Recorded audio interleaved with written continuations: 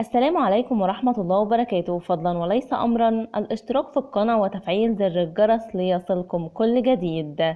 التدوير ليه حدود. انتقاد مثير من نبيل الحلفاوي لكولر بسبب مباراة الجونة. دعونا نتعرف على التفاصيل. علق الفنان نبيل الحلفاوي على تعادل الأهلي والجونة بنتيجة 1-1 في المباراة التي جمعتهم على استاد خالد بشارة في الغردقة في اللقاء المؤجل من الجولة الرابعة من منافسات بطولة الدوري المصري الممتاز. وكتب الحلفاوي عبر حسابه على فيسبوك: رغم التعادل الأهلي يتصدر قمة الدوري وله مباراة مؤجلة والتدوير له حدود، خاصة وإنك بتلعب قبل فترة توقف دولي. وبهذه النتيجة تصدر الأهلي صدارة جدول ترتيب الدوري برصيد 13 نقطة بعدما لعب 5 مباريات وحقق الفوز في 4 وتعادل في مباراة، وسجل لاعبوه 12 هدفا وتلقت شباكه 4 أهداف، وما زال لديه مباراة مؤجلة.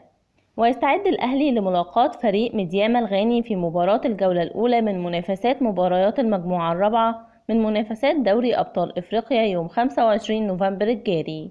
إلى هنا ينتهي الخبر. شكرا لحسن استماعكم ودعمكم المتواصل، والسلام عليكم ورحمة الله وبركاته.